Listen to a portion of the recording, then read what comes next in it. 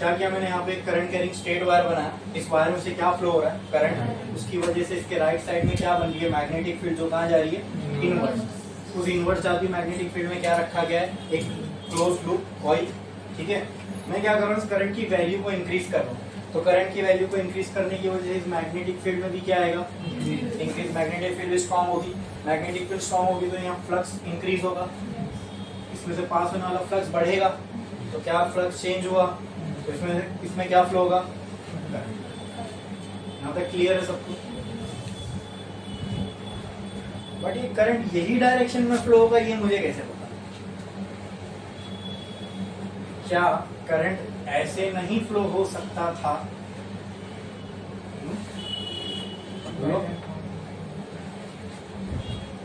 समझे मेरी बात, मेरा क्वेश्चन क्या है, करंट आपके दिमाग में ही नहीं आया सवाल कि सर करंट ऐसे ही क्यों फ्लो हो रहा है, ऐसे क्यों नहीं हो सकता current flow,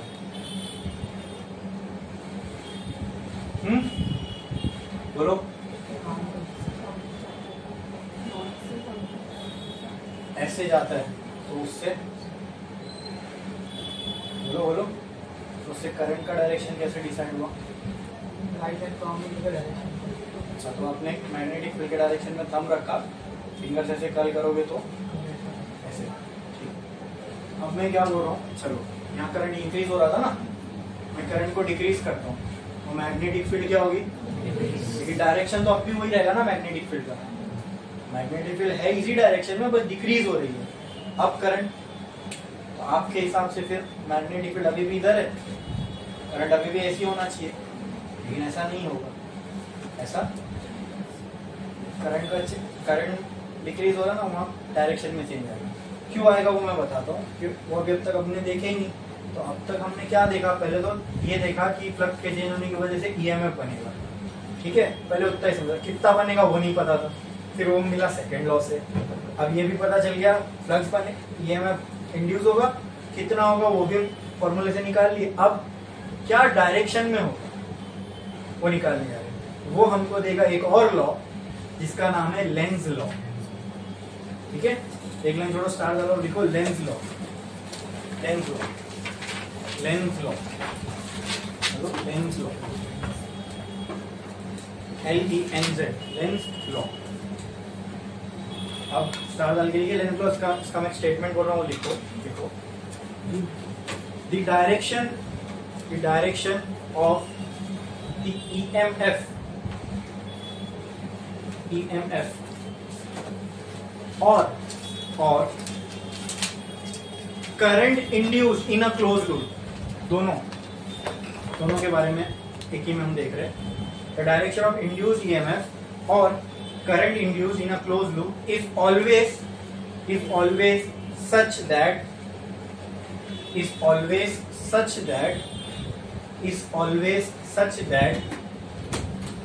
such that it opposes the cause producing it, such that it opposes the cause producing it, it opposes the cause producing it, it opposes the cause producing it। देखिए अब चलो आज का डायरेक्शन के बारे में समझते हैं। रीड करो आप, क्या लिखे हमने जोर से, Direction of EMF or current induced in a closed loop is always such that it opposes the cause producing it। जो डायरेक्शन है EMF का या फिर इंड्यूस करंट का, ठीक है, वो कैसे होगा, पढ़ो आगे, आफ्टर इंड्यूस करंट पढ़ो, Closed loop is always such that it opposes the cause producing। हाँ, डायरेक्शन ऐसा होगा such that it oppose the cause producing it. अब इसका मतलब क्या, देखो समझो तो ध्यान से समझो। अब मैं क्या करता हूं, पहले तो ये करंट फ्लो हो रहा है, इसकी वजह से यहाँ मैग्नेटिक फील्ड बनेगी, इस मैग्नेटिक फील्ड में मैंने क्या रख दिया, लूप, क्या रख दिया, क्या अभी करंट फ्लो हो रहा है, चेंज नहीं हो रही, करंट की वैल्यू कांस्टेंट है, तो क्या मैग्नेटिक फील्ड चेंज होगी, बोलो, मैग्नेटिक फील्ड चेंज नहीं हो रही है तो इसमें से पास होने वाला फ्लक्स चेंज होगा, तो क्या इसमें करंट दिखेगा? ओके, आगे बढ़ो। करंट की वैल्यू मैंने इंक्रीज करना स्टार्ट किया तो क्या इंक्रीज होगी? मैग्नेटिक फील्ड इंक्रीज होगी। मैग्नेटिक फील्ड इंक्रीज होगी तो इस कॉइल में से पास होने वाला फ्लक्स इंक्रीज होगा। मान लो यहाँ वो कॉइल रखिए, यहाँ मैग्नेटिक फील्ड लाइन जा रही है, मैग्नेटिक करंट बढ़ा, मैग्नेटिक फील्ड बढ़ी, इसमें से पास होने वाला फ्लक्स पहले 10 हो रहा था, 20 हो गया। चेंज हुआ ना? चेंज ही तो चाहिए फ्लक्स का। क्या इसमें से करंट फ्लो होगा? यस। अब करंट का डायरेक्शन नहीं बना रहा, अब मुझे ये बताना है करंट अब इसमें ऐसे क्लॉकवाइज फ्लो होगा कि एंटी क्लॉकवाइज। उसके लिए हमें ये लॉ हेल्प करेगा। क्या बोला था? Direction of the current will be such that it will oppose the cause producing it. ये नहीं बोला है oppose the field producing it, ये नहीं बोला उसने बोला अपोज द कॉज। अब देखो यहाँ पे करंट आया किसकी वजह से? मैग्नेटिक फील्ड, बराबर। ये बोलना सही होगा कि मैग्नेटिक फ्लक्स की चेंज की वजह से आया, ये सही होगा। मैग्नेटिक फ्लक्स के चेंज की वजह से आया। अब तुमको ये देखना है कि ये चेंज कैसा है। अब यहाँ चेक करो इंक्रीजिंग या डिक्रीजिंग। चेंज से ईएमएफ बन जाता है, ईएमएफ बनने के लिए वो इंक्रीज हो रहा है डिक्रीज हो रहा है वो नहीं भी पता होगा तो चलेगा।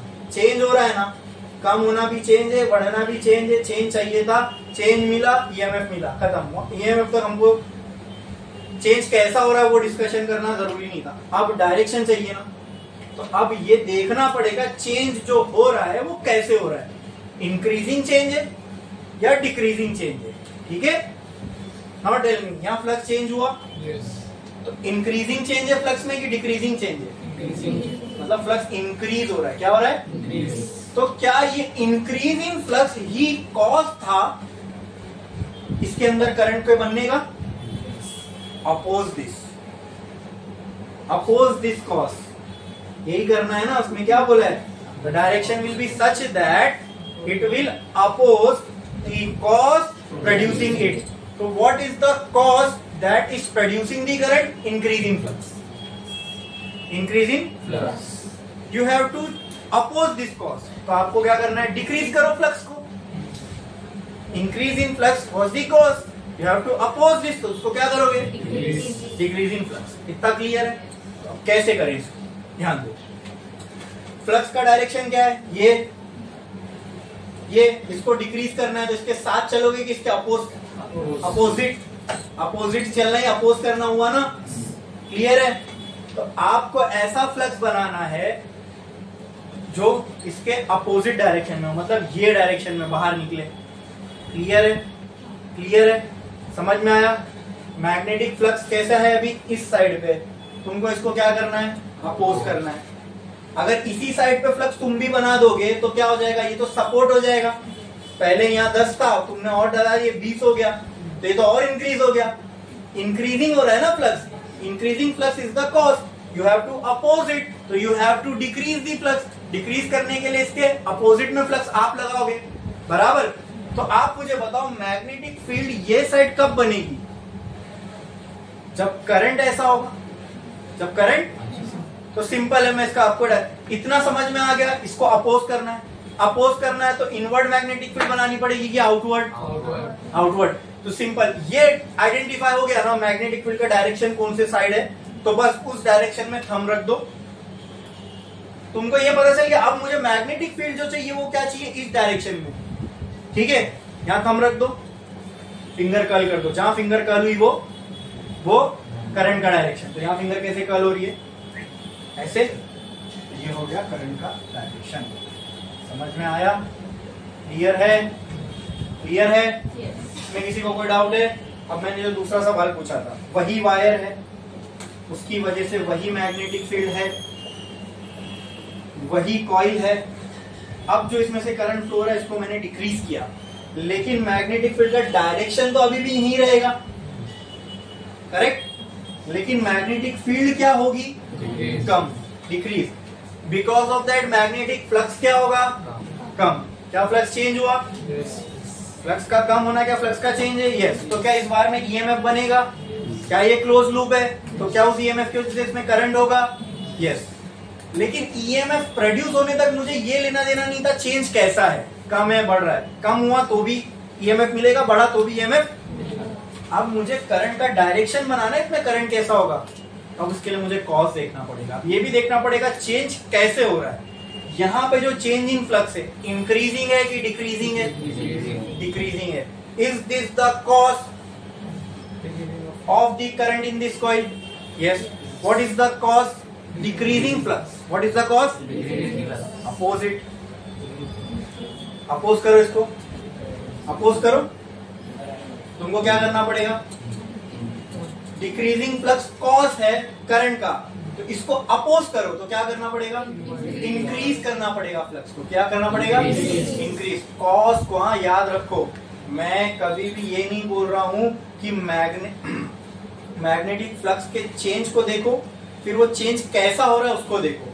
अब यहाँ डिक्रीजिंग फ्लक्स है तो ये कॉस है, इसको क्या करना है? अपोज। तो आप क्या करोगे? आप इंक्रीज करने के लिए उसके डायरेक्शन में लगाओगे कि उसके अपोजिट? इंक्रीज करना है ना भाई, अब उसके डायरेक्शन में। मतलब अब मैग्नेटिक फील्ड कैसी होनी चाहिए? इनवर्ड्स की आउटवर्ड? रख दो थंब इनवर्ड्स, कर दो फिंगर कर्ल। अब करंट का डायरेक्शन आप लोग जो बता रहे थे उसमें सेम डायरेक्शन बैठ रहा था दोनों केस में, अब बैठेगा क्या? कैसे हो रहा है ये समझ में आया? हाँ समझ में आया। जो कॉज है उसको अपोज करना है। अब वो अपोज करने के लिए जब हम मैग्नेटिक फील्ड लगाएंगे तो खुद ब खुद अपने को इसका डायरेक्शन मिल जाएगा, करंट का डायरेक्शन मिल जाएगा। बोलो क्लियर है? क्लियर। तो ये हो गया इंड्यूस करंट का डायरेक्शन। किसका डायरेक्शन? इंड्यूस। अब ये और ये करंट में फर्क है। ये करंट ऑलरेडी किसी पावर सोर्स से आ रहा था, कोई बैटरी से, कोई प्लग से। हाँ, ये करंट कौन सा है? ये इंड्यूस करंट है, ये प्रकट हुआ वाला करंट है। हाँ, ये जो यहाँ फ्लक्स के चेंज की वजह से यहाँ करंट प्रकट हुआ, ये वो करंट है, इंड्यूस करंट। इसका डायरेक्शन कैसे निकालना है समझ में आ गया? क्लियर है? क्लियर है। और कुछ एक दो एग्जांपल लूं मैं, हाँ उसके लिए बताएंगे। चलो एक और दो एग्जांपल लेते हैं, ठीक है। यहाँ पे मैंने क्या किया, एक वही करंट कैरिंग कॉइल है, इसमें से करंट फ्लो हो रहा है, ठीक है। Now the value of current is constant, current की वैल्यू चेंज नहीं हो रही। Tell me what will be the direction of magnetic field in the right side of this wire? बोलो, इनवर्ड आउटवर्ड? इनवर्ड होगी। Inwards inwards inwards inwards inwards inwards. यहाँ मैंने एक सूखी कॉइल रख दिया, ठीक है। दुकान से कॉपर की वायर लाया, मोड़ा रख दिया, कुछ उसको बैटरी वैटरी कुछ करनी नहीं, ठीक है। करंट जो है, ये करंट की जो वैल्यू है, अभी करंट की वैल्यू में चेंज नहीं कर रहा हूँ, लेकिन अभी फ्लक्स कैसे चेंज होगा देखो। और दिमाग लगा के आपको करंट का डायरेक्शन बताना है। मैंने क्या किया, मैंने इसको पकड़ा कॉइल को और v वेलोसिटी से इस डायरेक्शन में लेके गया। कॉइल को पकड़ रहा हूँ, समझो ये मैग्नेटिक फील्ड ऐसी जा रही है, यहाँ पे कॉइल रखी हुई है, ठीक है। ये मैग्नेटिक फील्ड, ये कॉइल पकड़ के यहाँ ले जा रहा हूँ। वायर इधर है, जिसकी वजह से मैग्नेटिक फील्ड बन रही है, वो वायर ये है, वो वायर ये है। ये हो गया मैग्नेटिक फील्ड का डायरेक्शन। पहले ये कॉइल इधर थी वायर के नजदीक, अब इसको मैं दूर ले जा रहा हूँ। पहले तो ये बताओ, क्या इसके अंदर करंट बनेगा भी क्या नहीं? करंट के बनने के लिए तुम पहले क्या चेक करोगे? मैग्नेटिक फ्लक्स चेंज हो रहा है कि नहीं। तो टेल मी, हो रहा है चेंज? वही पूछ रहा हूँ, हो रहा है कि नहीं हो रहा है? होगा तो बनेगा, वो तो कंफर्म है, वो एस्टैब्लिश कर दिया हमने। अब ये बताओ, इस केस में चेंज हो रहा है कि नहीं हो रहा है? नहीं हो रहा है, कांस्टेंट है। कैसे? क्योंकि करंट की वैल्यू कांस्टेंट है, इसलिए। अब मुझे ये बताओ, अगर ये करंट कैरिंग वायर है, इससे इतनी दूरी पर मैग्नेटिक फील्ड ज्यादा होगी कि इतनी दूरी पर ज्यादा होगी? फर्स्ट की सेकेंड? 2 पे। यहां से यहाँ मैग्नेटिक फील्ड, और यहाँ पे तो जितनी दूर जाऊंगा मैग्नेटिक फील्ड कम होगी ना। तो मैं क्या कर रहा हूँ, इसको यहाँ लेके जा रहा हूँ ना। जैसे जैसे मैं कॉइल को यहाँ खसकाऊंगा, मैग्नेटिक फील्ड क्या होती जाएगी? अगर मैग्नेटिक फील्ड की वैल्यू कम हो रही है तो क्या मैग्नेटिक फ्लक्स कम नहीं होगा? बोलो। अगर मैग्नेटिक फ्लक्स कम हो रहा है तो क्या चेंज हो रहा है?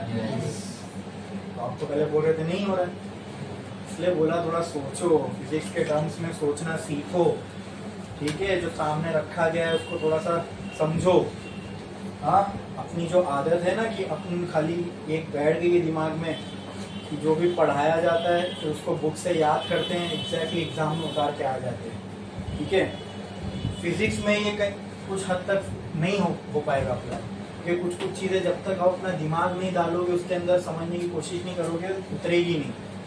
क्लियर है? इसी कोई क्वेश्चन आ गया तो आपने सीधा, अगर फ्लक्स चेंज नहीं हो रहा तो करंट इसमें 0 होगा, आप 0 लिख के आ गए तो आपने गलत किया। फ्लक्स तो चेंज हो रहा है ना भाई, इसको कंसेप्चुअली सोचो ना। जब वायर से हमको पता है ना जितना दूर जाएंगे मैग्नेटिक फील्ड कम होगी, तो मैंने क्या कहा आपको, मैं उसको v वेलोसिटी से वो साइड लेके जा रहा हूँ, तो वहां ले जाऊंगा तो मैग्नेटिक फील्ड धीरे धीरे, जैसे जैसे मैग्नेटिक फील्ड कम होगी तो इसमें से पास होने वाला फ्लक्स भी तो कम होगा। हाँ, तो क्या फ्लक्स चेंज हुआ? चेंज हुआ, यस। अब क्या इसमें करंट आएगा? Yes. Now we need to decide what will be the direction of current. So search what is cause. What is the cos?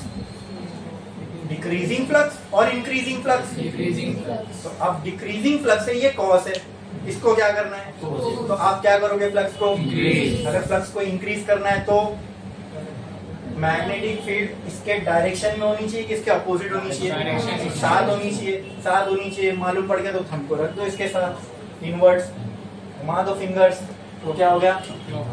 Current will be in clockwise direction. ये case क्यों बनाया, समझ में आया? ऐसे एग्जाम में question बन के आते हैं भाई, आड़े टेढ़े, ऐसी थोड़ी ना एकदम से, मतलब जो आपने पढ़े रहोगे वही केस एकदम दे देगा। अच्छा, एक और केस आपके सामने रखता हूँ, उसके लिए बताओ मुझे क्या करंट का डायरेक्शन है। ओके, ठीक है? ये है वायर, करंट कैरिंग वायर, इसको मैंने पावर सोर्स से कनेक्ट किया, इसमें से करंट फ्लो हो रहा है I. Now this current is also constant, ठीक है? इसमें करंट कांस्टेंट है, तो मैग्नेटिक फील्ड की वैल्यू तो चेंज होगी नहीं। मुझे बताओ राइट साइड में मैग्नेटिक फील्ड इसके कहाँ होगी?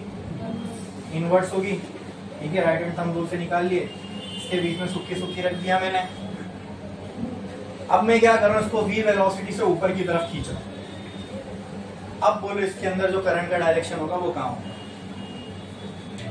या सेकंड ऑप्शन होगा भी या नहीं होगा? होगा, वेरी गुड। तब इसमें करंट होगा, क्यों होगा? फ्लक्स चेंज हो रहा है इसके लिए, ठीक है? फ्लक्स चेंज हो रहा है इसके लिए इसमें करंट होगा। ओके, बताओ करंट का डायरेक्शन क्या होगा? Anti clockwise. क्यों? हाँ, क्योंकि एंटी क्लॉकवाइज यानी ऐसे होगा, ऐसे होगा, यानी ये फ्लक्स बढ़ रहा है, इसको कम करना है। तो कैसे डिसाइड किए फ्लक्स बढ़ रहा है? कोई हाथ रेस करके बता सकता है? अच्छा, अब मैं इसको क्लियर करता हूँ। हाँ, आपने देखो, आपने क्या कहा? करंट होगा, ठीक है, क्योंकि फ्लक्स चेंज हो रहा है। और फ्लक्स कैसे चेंज हो रहा है? बढ़ रहा है, इसके लिए एंटी क्लॉकवाइज। वही सेंस बनता है, एंटी क्लॉकवाइज तभी आएगा जब फ्लक्स बढ़ रहा है, उसको अपोज करना है। हाँ, अपोज करना है तो ये एंटी क्लॉकवाइज आएगा, बराबर, ठीक है? नॉट टेल मी, अगर मैं यहाँ से इतनी दूरी पर आऊं, इतनी दूरी पर, तो यहाँ मैग्नेटिक फील्ड की जो भी वैल्यू होगी, क्या वही वैल्यू इधर भी होगी? क्या वही वैल्यू इधर भी होगी? क्या वही वैल्यू इधर भी होगी? वही वैल्यू इधर भी होगी? तो इस पूरे लाइन में चलूंगा तो मैग्नेटिक फील्ड तो चेंज ही नहीं हो रही भाई। एक ही पॉइंट पे ऊपर नीचे करूंगा मैं, तो इस पॉइंट पे तो मैग्नेटिक फील्ड की वैल्यू एक ही रहेगी ना।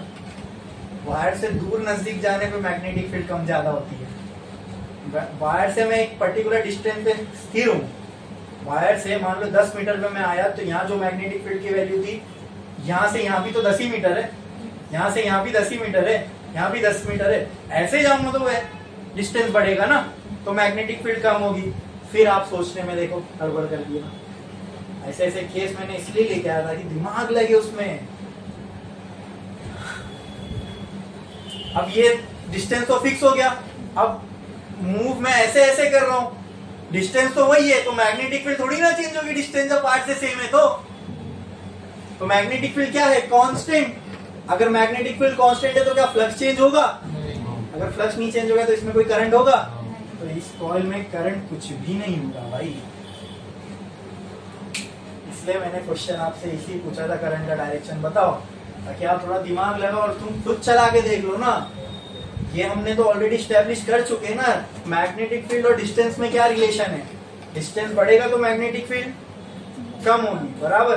लेकिन यहाँ आने जाने पर डिस्टेंस कम ज्यादा हो रहा है ना। समझ में आया पूरी कहानी कि मैग्नेटिक फील्ड अगर कांस्टेंट है तो फ्लक्स चेंज नहीं होगा, फ्लक्स चेंज नहीं होगा तो करंट इंड्यूस नहीं होगा, भले फिर मैं आप इसको कितना भी मूव करता रहूं। क्लियर है? समझ में आया? पक्का? करंट आने के लिए क्या चाहिए? Changing flux. बोलो क्लियर है?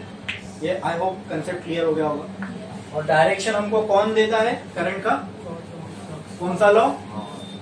कौन सा लॉ? Lenz law. लॉ का नाम है Lenz law. And this Lenz law is based on law of conservation of energy. लिखो एक लाइन थोड़ा स्टार्ट करो। Lenz law satisfies, Lenz law satisfies, तो या फिर सीधा ये लिख दो, Lenz law is based on law of conservation of energy, law of conservation of energy. अच्छा, अब आपने तो मान लिया मेरी बात, मैंने बोला कॉस को अपोज करो, आपने मान लिया हाँ अपोज करेंगे और उस हिसाब से आपने डायरेक्शन बता दिया। लेकिन ये अपोज करना है ये कैसे मालूम पड़ा? लेंस लॉ से मालूम, तो लेंस को कैसे मालूम पड़ा? है ना, तो यही बात है, हम लोग जो बुक में लिखा है मान लेते उसको, ठीक है। बट अब अगर मैं आपसे पूछूं कि वो कैसे मालूम पड़ा, तो एक काम करो, इसको अपोज, इसको वायलेट करके देखो, इसको वायलेट करके देखो। जो लेंस लॉ बोल रहा है उसको मत मानो, इसका उल्टा करो। वो दूसरी पॉसिबिलिटी क्या हो सकती है? करंट अगर ऐसा नहीं होगा तो एक ही पॉसिबिलिटी रहती है कि इस केस में करंट उल्टा होगा। तो डायग्राम को मैं थोड़ा सा ऐसा बनाता हूँ, चलो लॉ वही अप्लाई करना है अपने को। करंट नहीं बना रहा हूँ, यहाँ पे देखो ये मैग्नेट बना रहा हूँ, ये हो गया मैग्नेट का नॉर्थ पोल, ये हो गया साउथ पोल। जैसे जैसे मैं इसको यहाँ ले जाऊंगा कॉइल की तरफ, तो यहाँ मैग्नेटिक फील्ड इंक्रीज होगी डिक्रीज होगी? बोलो, इंक्रीज होगी। इंक्रीज होगी तो इसके अंदर फ्लक्स इंक्रीज होगा। अब फ्लक्स के इंक्रीज, क्या फ्लक्स का चेंज है? यस। तो क्या इसमें ईएमएफ बनेगा? Yes. Is it a close coil? Yes. तो इसमें क्या करंट होगा? Yes. What will be the direction of that current? तो उसके लिए हमको कॉज देखना पड़ेगा। फ्लक्स का चेंज कैसा है वो देखो, इंक्रीजिंग है डिक्रीजिंग है? तो कॉज इज इंक्रीजिंग फ्लक्स। अब इसको क्या करना है? अपोज। अपोज करना है तो आपको क्या करना पड़ेगा? इसके अपोजिट डायरेक्शन में आपको मैग्नेटिक फील्ड चाहिए।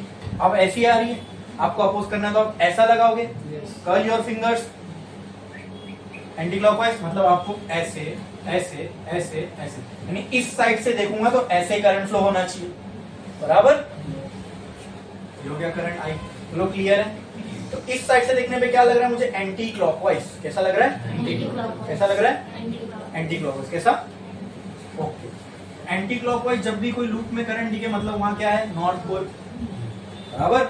अगर यहाँ नॉर्थ है तो उस साइड क्या होगा? साउथ होगा। तो क्या लगता है यहाँ पे ये हो गया लेंज लॉ, ठीक है।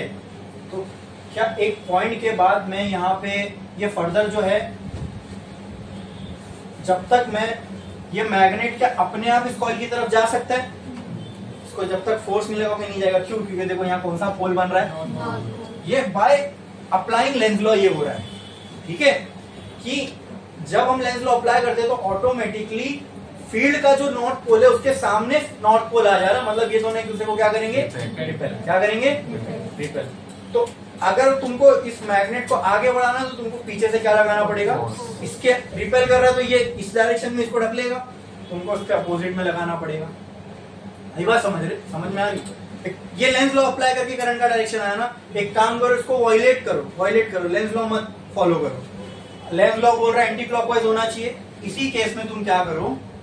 करंट को क्लॉकवाइज ले लो। मैंने ऐसा लिया, अब मैं ऐसा ले रहा हूं करंट को, ये यानी इमेजिन करो ये कॉइल ऐसी है, लेंस लॉ के हिसाब से करंट ऐसे होना चाहिए था, मैं वायलेट कर रहा हूं उसको, मैं करंट को ऐसे ले रहा हूं क्लॉकवाइज, ठीक है।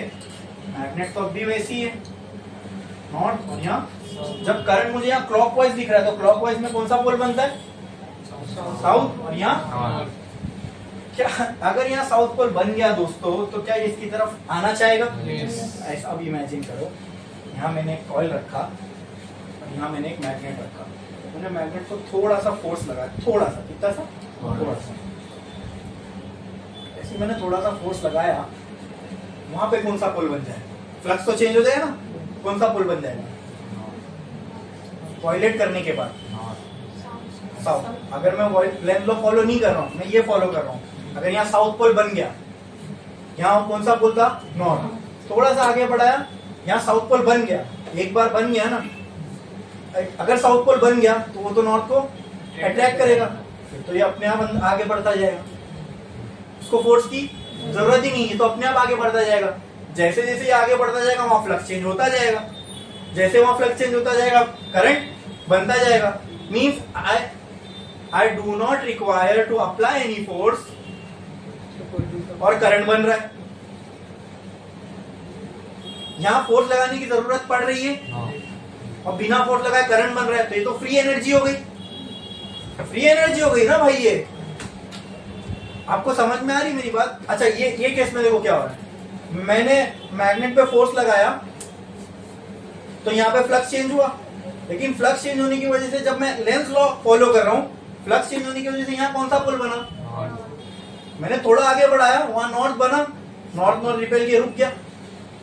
अरे थोड़ी आगे जाएगा, वहां नॉर्थ बना, यहाँ नॉर्थ है, दोनों रिपेल करेंगे, रुक गया।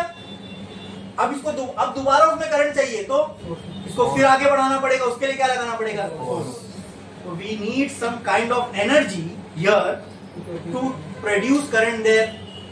अरे वही तो जनरेटर में हो रहा है ना, हम पंखे को किसी ना किसी चीज से घुमा रहे हैं, फ्लक्स अपने आप चेंज नहीं हो रहा है, उसको हमको चेंज कराना पड़ रहा है, और वो चेंज कराने के लिए हम उसको एक एनर्जी दे रहे हैं, that energy is mechanical energy, है ना।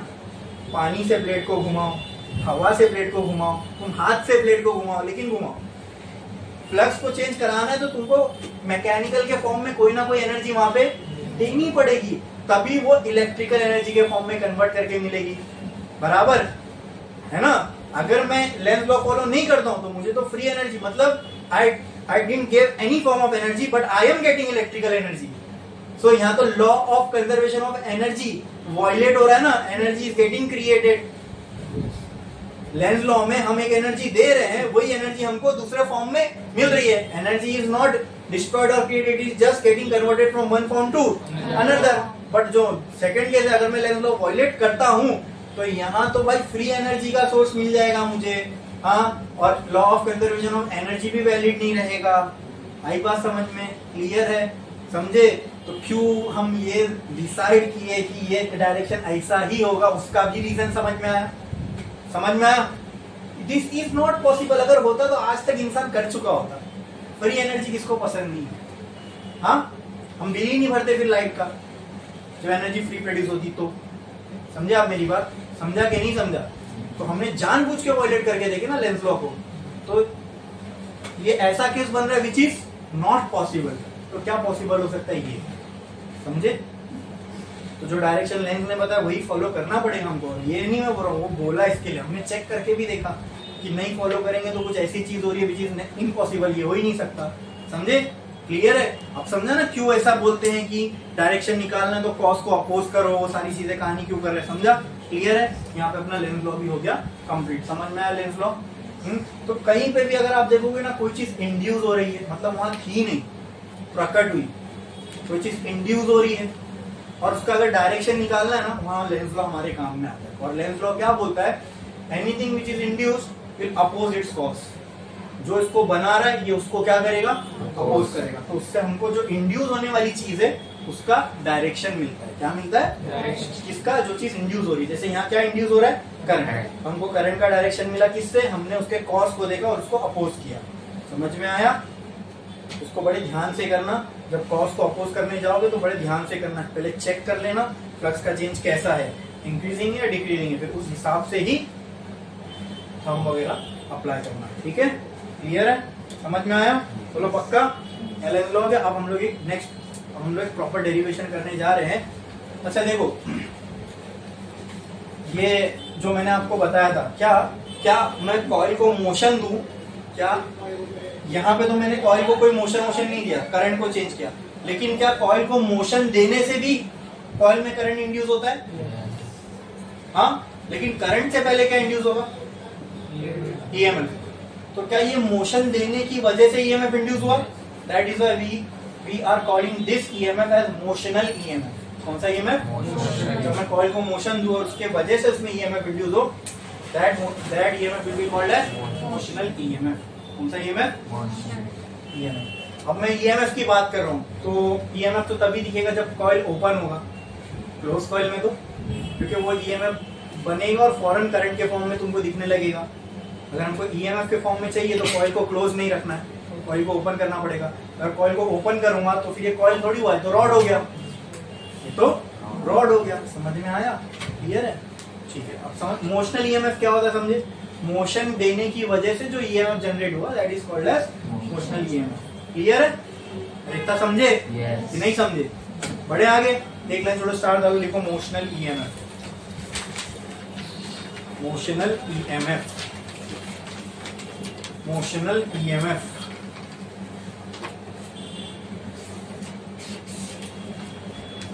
मोशनल ईएमएफ, ठीक है। ईएमएफ एक उसका डेफिनेशन बोल रहा हूँ, लिखो। The EMF generated in a conductor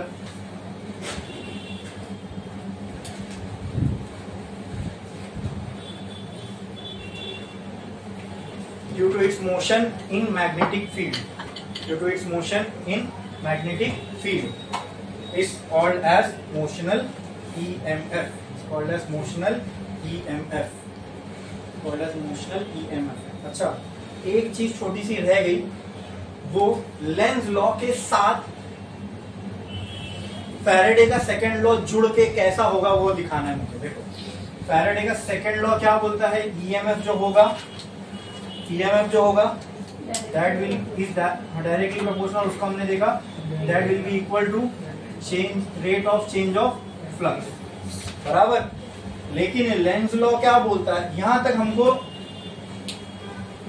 हमको डायरेक्शन से कोई लेना देना नहीं था, ईएमएफ चाहिए, बस चेंज होना चाहिए, चेंज इंक्रीजिंग हो डिक्रीजिंग हो जो भी हो ईएमएफ बनेगा, इसलिए हमने इसको ऐसा रखा था, याद है। सिर्फ इसका मैग्नीट्यूड देख रहे थे, क्या देख रहे थे। लेकिन अब लेंज लॉ के साथ जब इसको लिखोगे तो ये जो इक्वेशन है कुछ ऐसी हो जाती है, minus delta phi B by delta t. अब बोलोगे सर ये माइनस क्यों आया, माइनस इसलिए आया क्योंकि लेंज लॉ कहता है कि ईएमएफ जिस भी वजह से प्रोड्यूस हुआ उसको अपोज करना है, तो वो अपोजिशन को रिप्रेजेंट करने के लिए यहाँ पे साइन क्या है, माइनस। तो this is the equation of EMF with Lenz law.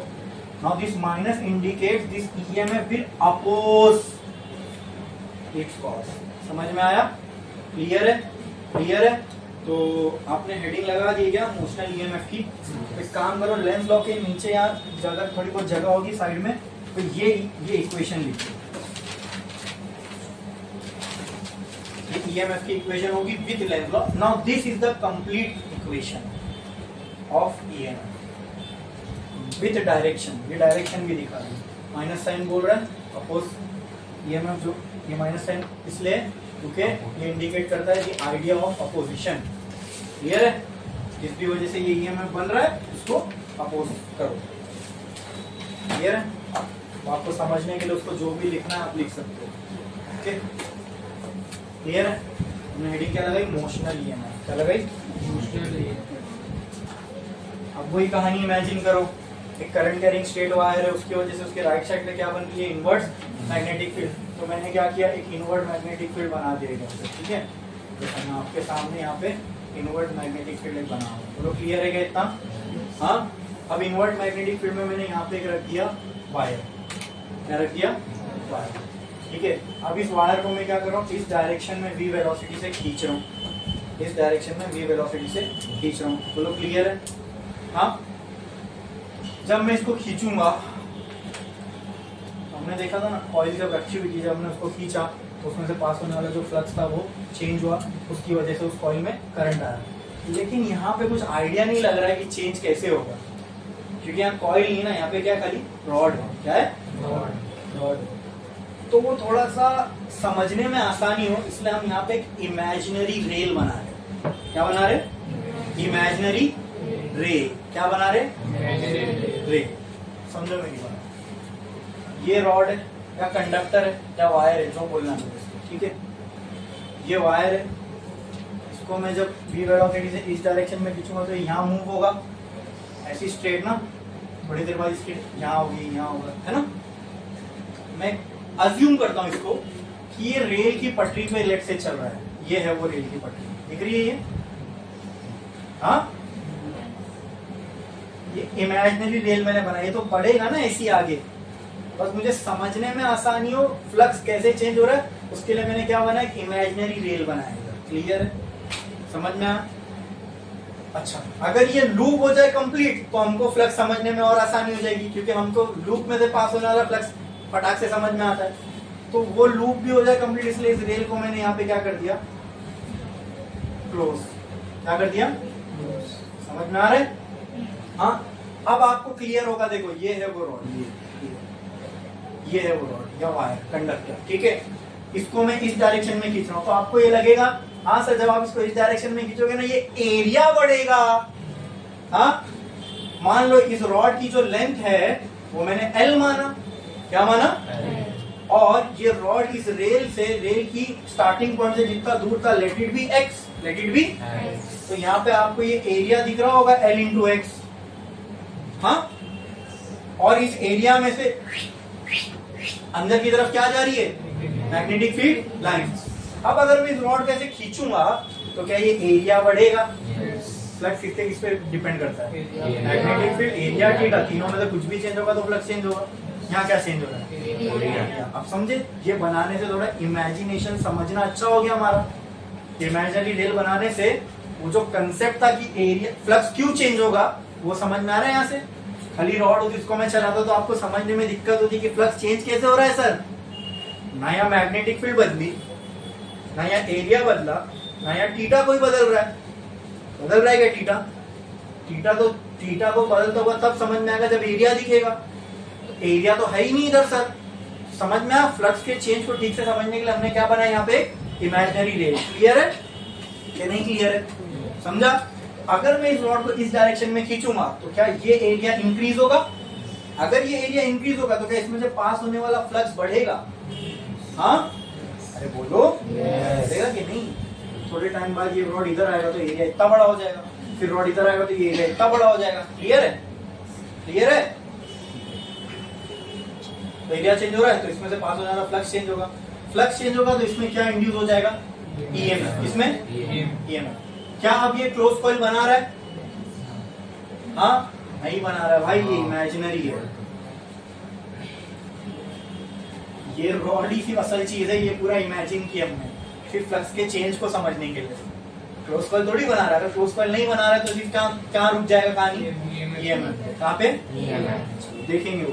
हाँ, तो सर अब इसको करें कैसे? अब मेरे को ये बताओ, लेट्स से छोटे से टाइम t के लिए, let's say for time dt, कुछ टाइम dt मैंने पकड़ा, जैसे यहाँ से चलना स्टार्ट किया, मैंने स्टॉप वॉच चालू की, थोड़ा से टाइम बाद मैंने स्टॉप वॉच बंद कर दी। तो for time dt the rod move some distance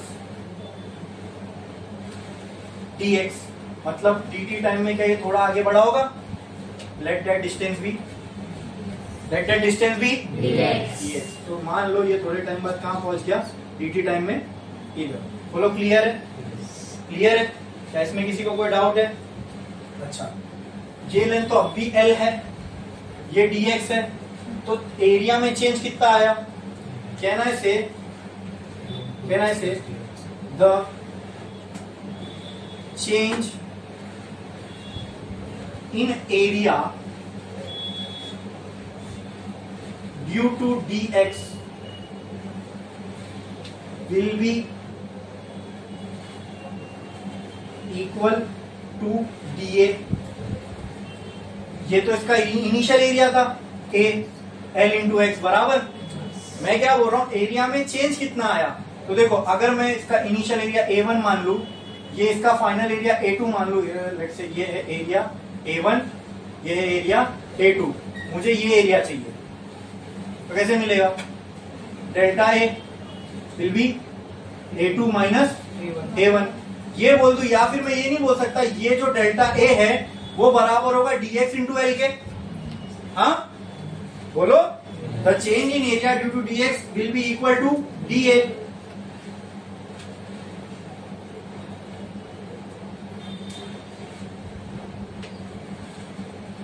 that is dA equal to L into dx। बोलो, दिख रहा है वहां पे जो चेंज इन एरिया वो ये है? बोलो क्लियर है?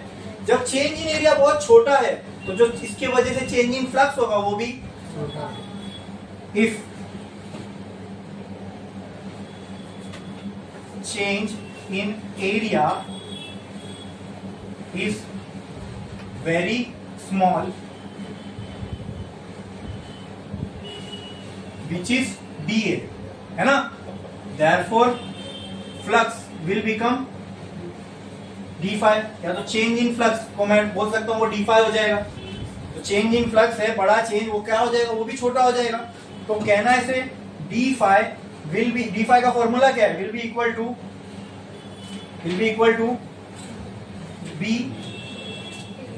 dA cos theta. बोलो क्लियर है इतना? इसमें किसी को कोई डाउट है? अरे बोलो पक्का पक्का, ठीक है ठीक है ठीक है ठीक है। ये हो गया अपने को d phi का फॉर्मूला। क्लियर है? अपने को क्या निकालना है, EMF। क्या निकालना है, क्या निकालना है? मुझे बताओ EMF का फॉर्मूला क्या बनता है? EMF will be equal to d phi by dt। क्या यहाँ से अपने को d phi का फॉर्मूला आया? क्या आया? हाँ, E can be written as b dA cos theta by dt। बोलो क्लियर है? इसमें किसी को कोई डाउट है? पहले इसमें cos थीटा की कहानी को वो कर लेते हैं। What is cos theta? What is theta? Theta angle between D and A. ये है एरिया, ये है मैग्नेटिक फील्ड। मैग्नेटिक फील्ड का इनवर्ट एरिया वेक्टर कहाँ मिलेगा? तो अंदर ही ले लो, ये एरिया है तो इससे परपेंडिकुलर इनवर्स होगा। दोनों में एंगल कितना है? तो यार theta is equal to 0, therefore cos 0 equal to 1। तो यहाँ E इक्वल टू क्या आ जाएगा बोलो? b dA by dt। कितना बचेगा? हाँ क्या ना? अच्छा, अपने को मालूम है dA बराबर है L इंटू dx के। क्लियर? तो कहना है E will be equal to b L dx by dt। बोलो क्लियर है? तो कहना है E will be equal to b into L into what is dx by dt? कोई बता सकता है? What is dx by dt? Displacement, change in displacement per unit time. इसको क्या बोलते हैं? Displacement per unit time. क्या होता है ये? कौन सी फिजिकल क्वांटिटी है ये? What is change in displacement per unit time? What is displacement per unit time? बोलो। क्या ये वेलोसिटी नहीं होता? क्या ये वेलोसिटी नहीं होता? तो कहना है इसकी जगह पे मैं वेलोसिटी लिख सकता हूं। अरे बोलो yes। अब इसको रीअरेंज करो, कहना write this as v b l। बोलो क्लियर है? तो ये किसका फॉर्मूला है मुझे? EMF का। EMF किसके बराबर आया? v b l के। किसके? v b l के। इतना EMF इसके अंदर इंड्यूस हुआ होगा। किसमें? रॉड में। किसमें? क्या ये रॉड है क्लोज कॉइल है? तो इसमें तो EMF बनेगा। अगर EMF बनेगा तो एक साइड क्या होना चाहिए और एक साइड तो बोलो कौन सा पॉजिटिव होगा, ऊपर वाला कि नीचा? डायरेक्शन बता पा रहे हो? नहीं, तो उसके लिए तुमको एक चीज मालूम होना जरूरी है। बता रहा हूँ, इसको याद रखो, ठीक है? उसका पूरा एक्सप्लेनेशन है वो कैसे होगा, ठीक है? पर उसमें अपने को जाना नहीं है। मैं आपको डायरेक्ट बता रहा हूँ कि इसका डायरेक्शन कैसे मिलेगा। V क्रॉस V करो। देखो ये एक्चुअली में ना ये फॉर्मूला 100% ट्रू नहीं है। इसका ओरिजिनल फॉर्मूला क्या मालूम? 100% ट्रू फॉर्मूला। ये तो एक कंडीशन के लिए वैलिड है। इसका 100% ट्रू फॉर्मूला ऐसा होगा, V cross V dot L। ये इसका असली फॉर्मूला है। अच्छा, तो इसको अगर मैं और एक्सपांड करूं तो देखो ये क्या ऐसा हो जाएगा? बताओ मुझे। E will be equal to V cross V को मैं ऐसा लिख सकता हूं दोस्तों, V साइन थीटा और डॉट L है। इसका मतलब आगे क्या आएगा? यानी ये थोड़ा सा समझना पड़ेगा आपको। ये इक्वेशन बहुत आसानी से आ गई, लेकिन इसके अंदर एक बहुत गहरी बात छुपी हुई है कि L जो है ना, L ये डॉट प्रोडक्ट बना रहा है V और B के क्रॉस प्रोडक्ट के साथ। L जो है डॉट प्रोडक्ट बना रहा है V और B के क्रॉस प्रोडक्ट। इसका मतलब क्या देखो, इसको समझना पड़ेगा। ये लेंथ का डायरेक्शन है, ये लेंथ का डायरेक्शन है, ये मैग्नेटिक फील्ड का डायरेक्शन है, बराबर, और ये v का डायरेक्शन है, बराबर। हाँ, नाउ टेल मी, ये फॉर्मूले में मुझे बताओ what is theta here, direct angle between v and v। हमारे केस में v और v में क्या एंगल है, ये v है, ये b है, ये l है। v में हमारे केस में क्या एंगल है, ये v है, ये b है, क्या है 90। फॉर्मूले में साइन की जगह 90 पुट करो, साइन 90 1, तो क्या बचेगा खाली ब्रैकेट में vb। व्हाट इज कॉस के बाजू में थीटा है, वो क्या है, वो थोड़ा सा समझो, इसलिए कहा था वेक्टर वेक्टर वेक्टर बहुत जरूरी है। कॉस के बाजू में जो थीटा है ना, ये तो मालूम है एल, और जो एल के बाजू में होता है उसके बीच का एंगल होगा, लेकिन यहाँ एल के बाजू में डायरेक्टली कोई सिंगल टर्म नहीं है, तो समझो एल के बाजू में क्या, ये पूरा टर्म, मतलब इस वेक्टर का जो भी डायरेक्शन होगा उसका आपको एल के साथ देखना है। पहले v क्रॉस b करो, v क्रॉस b, ये v है, ये b है, v क्रॉस b करो तो कौन वेक्टर कहां आ रहा है, अपवर्ड, कहां आ रहा है, अब इसका एंगल l के साथ देखो, इसका एंगल पैरेलल है, तो एंगल कितना हुआ, तो कॉस के आगे क्या पुट करोगे, तो कॉस 0 इज, तो वहां सिर्फ l बचेगा, ऐसे आता है vb।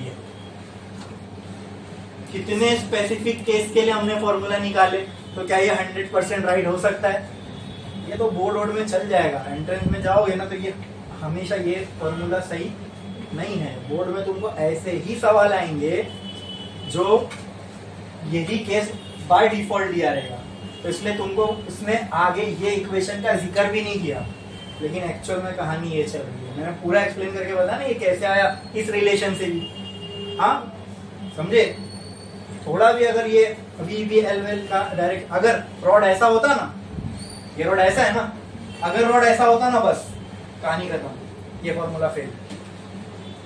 इसका एक्चुअल रियलिटी ये है, समझे समझे। और एक इसमें शॉर्टकट बता देता हूँ, वो याद रखो, याद रखो। ये थी हमारी लेंथ, ये थी हमारी मैग्नेटिक फील्ड, और ये थी हमारी वेलोसिटी, ये तीनों के डायरेक्शंस हो गए। हाँ, तुमको v क्रॉस b करना है, फिर जो वेक्टर आएगा उसको l के साथ देखना है, ठीक है। अब एक आपको एक इजी चीज बता देता हूँ, कोई भी एक चीज को, ये क्या है लेंथ, इसको या तो वेलोसिटी से पैरेलल करो या मैग्नेटिक फील्ड से, किससे करूं बोलो। हाँ चलो मैग्नेटिक फील्ड से करता हूं, ठीक है, मैग्नेटिक फील्ड से करता हूं। पहले v क्रॉस b करो, तो पकड़ो इसमें v क्रॉस b करो, वेलोसिटी ये तो ऐसी है ना, हाँ ये वेलोसिटी है, मैग्नेटिक फील्ड, हाँ मैग्नेटिक फील्ड ऐसी थी ना, ऐसी याद रखना। v क्रॉस b क्या ऐसे आया, अब इसको किसके साथ देखना है, किसके साथ, ये ऐसा है और l ऐसा है, इन दोनों के बीच में v क्रॉस b किया मैंने, ठीक है, ये ऐसा है और ये l का डायरेक्शन, ठीक है। नहीं l ऐसा नहीं लिया था ना मैंने, क्या बोला था, मैग्नेटिक फील्ड से पैरेलल, ऐसे है ना, ये l का डायरेक्शन है, और जो अभी हमने वेक्टर निकाला उसका डायरेक्शन ऐसे। अब ये दोनों के बीच में एंगल कितना है 90, तो l के बाजू में क्या, cos के बाजू में क्या पुट करोगे, cos 90 इज 0, है ना।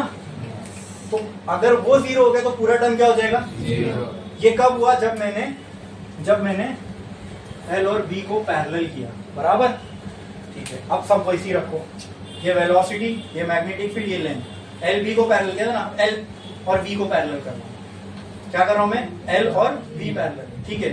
तो इसकी कहानी तो बाद में आएगी, पहले v क्रॉस b कर लो, v क्रॉस b किया अपवर्ड, अब एक वेक्टर है अपवर्ड और l मैंने ऐसा रखा था, राइट, वो किससे पैरेलल था, वेलोसिटी से। ये केस में भी l और उस वेक्टर के बीच में एंगल कितना है, जो v क्रॉस b करके आया, तो cos के बाजू में क्या पुट करोगे, तो cos 90 इज अगेन 0। तो अगर मैं l को v से भी पैरेलल करता हूं तो भी e क्या आता है, ये केस में भी e क्या आएगा। तीसरा एक ही केस बचा, v और b एक दूसरे से पैरेलल हो जाए, है ना। ये b का डायरेक्शन, ये v का डायरेक्शन, ये l का डायरेक्शन, ठीक है। l वैसी ही रखो, अब इन दोनों को पैरेलल कर दो, ये वैसी है, ठीक है। तो अब वो क्रॉस करने की जरूरत ही नहीं, ये दोनों के बीच में एंगल क्या है, v और v में 0, साइन 0 इज साइन 0 इज 0, ये पूरा term 0 multiply by this will be 0। ये कब आया? जब आपने v और v को पैरेलल रखा, तब भी क्या आया? तो एक शॉर्टकट मैं आपको ये बताना चाह रहा हूं, कोई एक जन भी किसी एक से पैरेलल हो गया, e 0 खत्म। ये तीनों में से भी कोई एक किसी से भी पैरेलल हो जाए, तुम डायरेक्ट आंख बंद करके आंसर क्या लिख लो? वो सारे केस मैंने डिस्कस कर लिया, अब तुमको याद रखने की जरूरत नहीं है, ठीक है? एक शॉर्टकट बता दिया मैंने आपको। क्या? ये बहुत स्पेसिफिक केस है भाई, ये बहुत इजी केस है तुम्हारी टेक्स्ट बुक के अंदर। हाँ, E इक्वल टू VBL, ये बहुत सिंपलेस्ट टाइप का इसका फॉर्मूला हो गया। एक्चुअल जनरल इक्वेशन क्या होगी इसकी? ये। फिर इसको भी अगर एक्सपांड करोगे वेक्टर में, जब कॉस साइन लगाओगे तो वो आएगी, और उसमें डायरेक्शन मालूम होना जरूरी है। L के बाद जो थीटा है वो थीटा L और V क्रॉस B वेक्टर का होगा। समझे? क्लियर है? इसमें किसी को कोई डाउट है? ये इक्वेशन तो समझिए तुम्हारे लिए ये काफी है। और दूसरी चीज खाली तुमको क्या याद रखनी है शॉर्टकट के लिए, कि मोशनल ईएमएफ में अगर V, L और B तीनों में से कोई भी दो VB, LB, LV, LB कोई भी दो अगर एक दूसरे से पैरेलल हो गए तो आंख बंद करके 0 करके आ जाओ। समझे? क्लियर है? देखे ना हमने सारी इक्वेशन। ओके, छापो।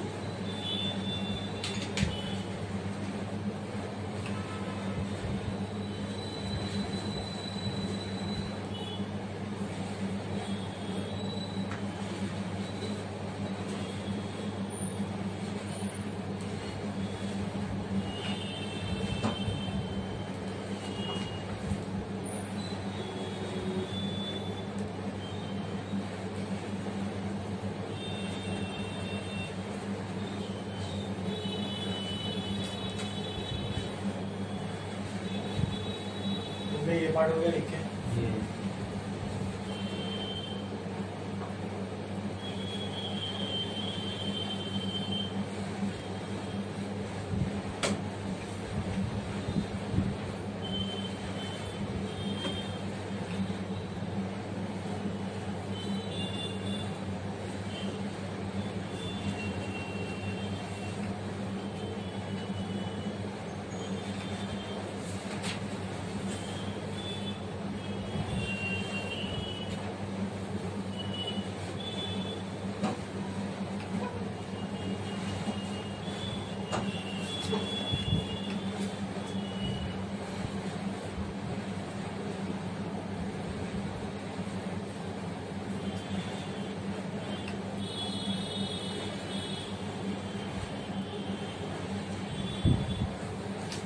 लिखे।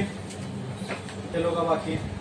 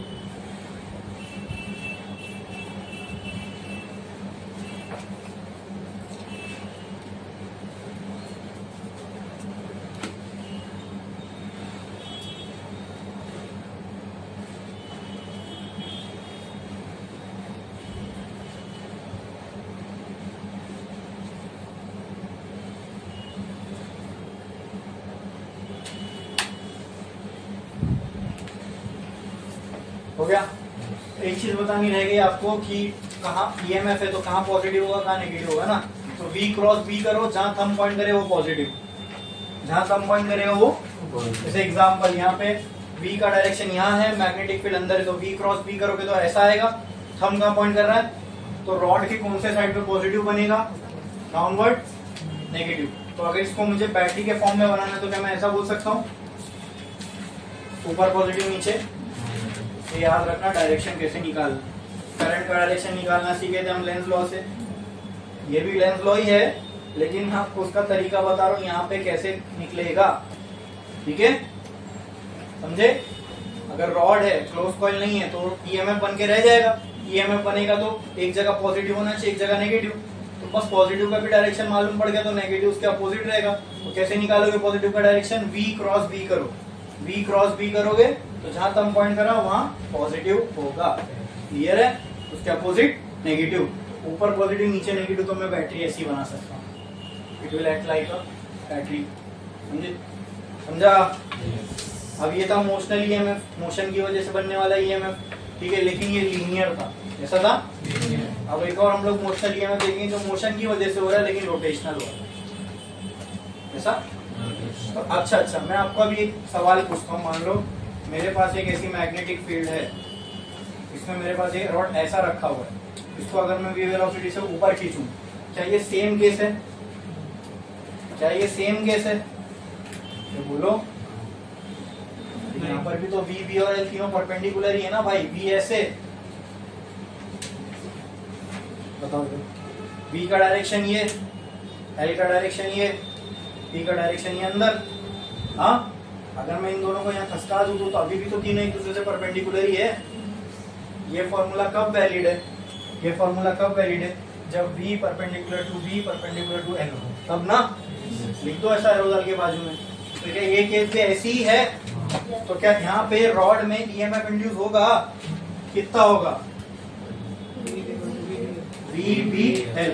अब मैं आपसे पूछी रॉड में ईएमएफ तो इंड्यूस हुआ लेकिन इसमें पॉजिटिव कहाँ होगा नेगेटिव कहाँ होगा, तो कैसे बताओगे। ये V का डायरेक्शन, ये L का डायरेक्शन और ये B का डायरेक्शन, तो V क्रॉस B कर दो। V क्रॉस B, हम कहाँ पॉइंट कर रहा है, लेफ्ट में, तो ये वाला साइड क्या हो जाएगा और ये वाला साइड क्या होगा। इसको अगर बैटरी के फॉर्म में बनाना है तो ऐसे बनाऊं, लेफ्ट पॉजिटिव राइट, समझे, क्लियर है। तो कोई चीज अगर मैग्नेटिक फील्ड में ऐसे मूव हो रही है तो उसके ऊपर भी ये अप्लाई कर सकते हो ना आप। अब मैं ऐसे मूव करवाया, ऐसे अब डाउनवर्ड करो, ऐसे करो, केस समझ में आना चाहिए, समझे, क्लियर है। नेक्स्ट जो है रोटेशनल, नेक्स्ट जो है मोशनल ईएमएफ देखना, लेकिन रोटेशन के केस में। तो एक लाइन जोड़ो, स्टार डालो, देखो motional EMF in rotating rod, motional EMF in rotating rod, motional EMF in rotating rod, rotating rod, in rotating rod.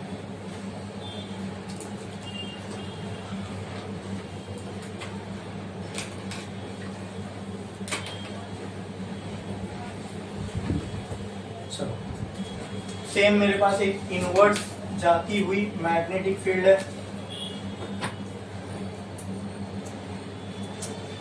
एक इनवर्ट जाती हुई मैग्नेटिक फील्ड है, इसके अंदर एक रॉड रखी हुई है, बराबर। अब ये रॉड को मैंने क्या कर दिया, यहाँ O पॉइंट पे पिवट कर दिया, पिवट कर दिया मतलब वहां कील ठोक दी उसको, ताकि अब ये इस पॉइंट के अबाउट ऐसे गोल गोल घूमे। यहाँ पे मैंने इसको फिक्स कर दिया, अभी ऐसे ऐसे गोल गोल घूमे, ठीक है। अब मैं मान लो इसको यहाँ पर फोर्स लगा दूं तो ये ऐसे रोटेट करेगा, करेगा, ठीक है। क्या इसके लिए हमारे पास कोई फॉर्मूला है रोटेट वाले मोशनल ईएमएफ के लिए?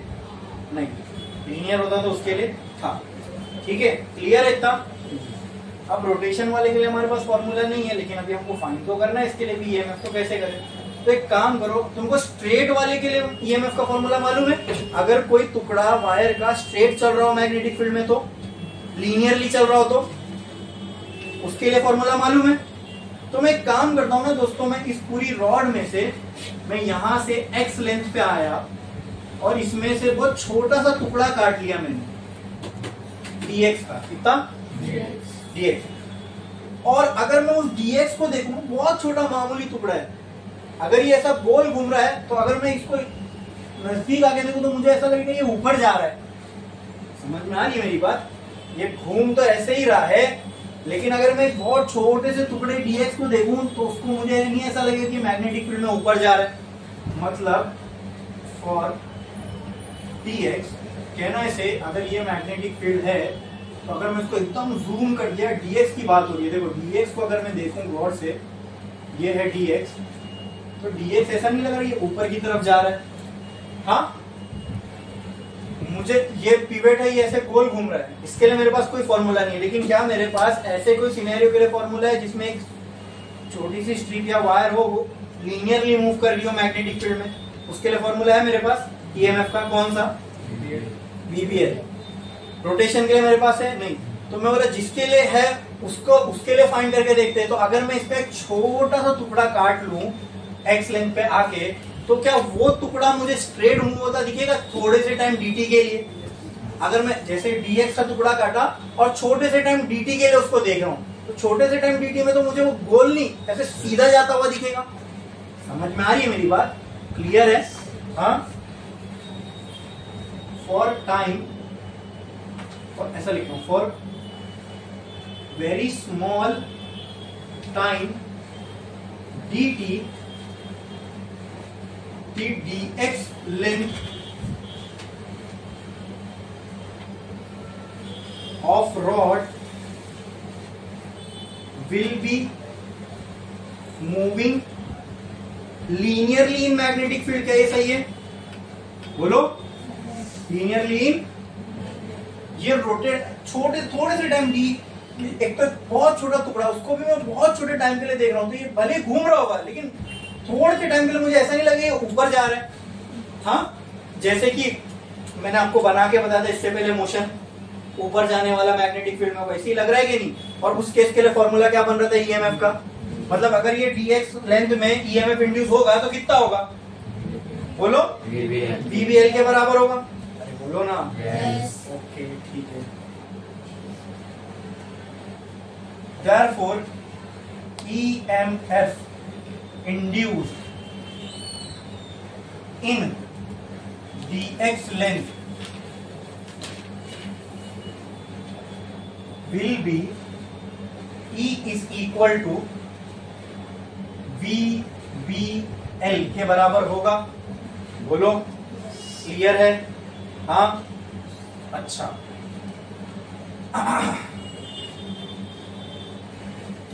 आप मुझे बताओ, ये जो L लेंथ है, ठीक है, वो तो हम पूरी लेंथ, इसकी तो पूरी लेंथ के लिए हम लोग निकालने वाले, ठीक है।